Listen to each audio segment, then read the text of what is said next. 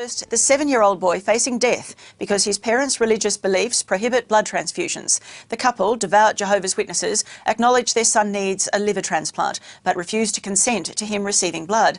As Jenna Hudson reports, they're headed to the Supreme Court. We understand this is very stressing for you, but how can you deny your son the treatment he needs to survive? We are talking about the difference between potentially a child dying or surviving. You could give him the consent to have this blood transfusion. Why won't you? Why can't you? Parents around the country are right now shocked and angry at the heartbreaking determination of this mum and dad. Their 7-year-old son has a genetic disease that's shutting down his liver, and he will die unless he has a liver transplant. Problem is, mum and dad are devout Jehovah's Witnesses, and they're refusing to give consent to one vital part of the surgery their son so desperately needs. Is that the risk that you're willing to take? The blood transfusion their little boy will most certainly need during the operation is completely against their religious beliefs. For Jehovah's Witnesses, there are essentially no exceptions for the acceptance of blood transfusions. How can you deny your son, though, of a blood transfusion he so desperately needs? Please leave me alone.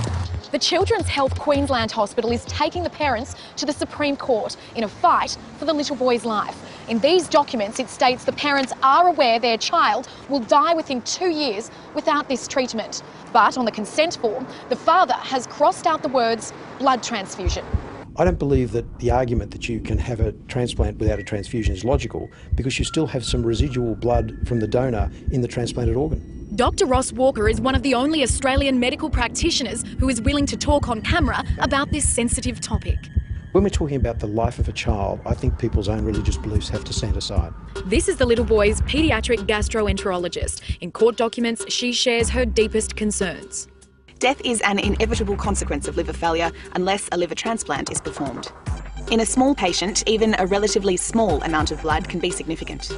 All doctors involved in this controversial and delicate case cannot be interviewed because this medical tug-of-war is still before the Supreme Court. You can't have the transplant without the transfusion in the vast majority of cases. A doctor in the court affidavit also states if the boy has the liver transplant with the blood transfusion soon, he has a 90% chance of surviving for another 5 years and a 72% chance of living for more than 25 years. Doctors also say the sicker the little boy gets, the harder it is to carry out the liver transplant at all. These are very intricate operations, and there's quite a deal of blood loss that goes with the operation.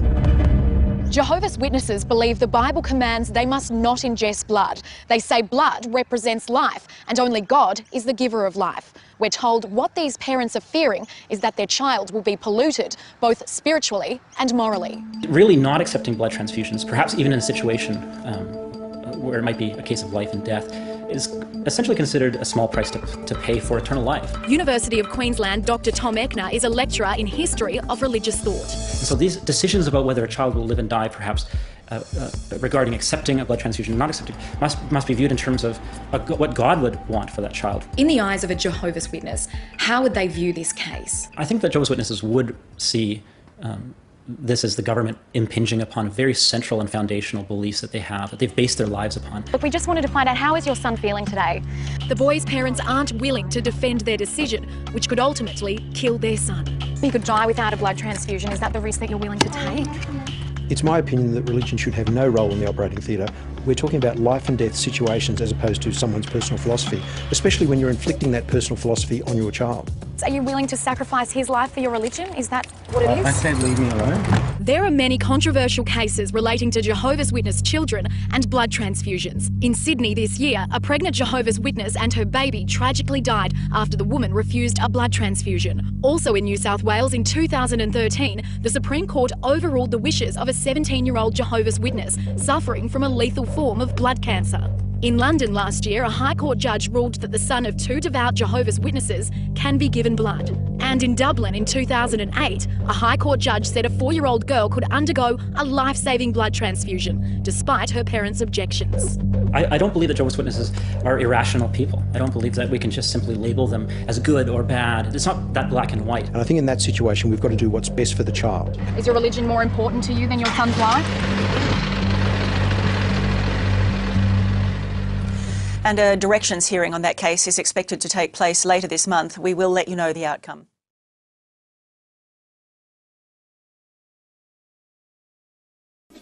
You will disfellowship Yes. Look at the lady in the background. And when the person's disfellowshipped, they then can still attend meetings and so on, but under some restriction, is that right? Mr. Stewart, I'm sure that's his name, this South African attorney, barrister. He is brilliant. With them socially. I fully applaud Socially or this man. spiritually? Yes. But the person is still otherwise in the world and can associate with people outside of the church. Yes. Now this Jehovah Witness guy coming up, tell me if you think you trust him. How people Look at the outside of lady the in the church might be background. kept safe from such a person whom you're not satisfied will not reoffend. She's had enough of these Jehovah Witnesses. If they were outside the church and they were a close friend, I would tell them. Would you trust this guy? Look at him. How would you know if they're a close friend and they're outside of the church? No, if they're a close friend of mine. A close friend of yours? If I was. Yes. If I associated with them. Well, what about people who are not close friends of yours, others than outside of the church? You don't take any steps, do you, to protect them from this potential reoffending? Exactly. Look at him. Clueless. Clueless. You don't do. Have a go at this You're concerned with the congregation principally, Yeah, aren't you? we're concerned with the congregations. We are shepherds of the congregation. Yes, and you're not a shepherd to those who are not in the congregation. No. Look at the And lady as in an the organisation, background. in your experience, you don't seek to protect or take care of children who are outside of the congregation. Oh. This guy couldn't That's care a broad less. Look at him. statement. Well, I can limit He it. hasn't got an answer. In your decision on whether or not to disfellowship someone, you don't take consideration of children outside of the congregation. Do take consideration of them, but what ability have we got to protect every child in Australia? Well, what you can do is you can report to the child protection authorities. And that is done in some cases. But generally it's not done, is it? No. It's not done unless there's a legal requirement for it to be done, is there? That is true. What you can do is you can report to the child protection authorities. And that is done in some cases.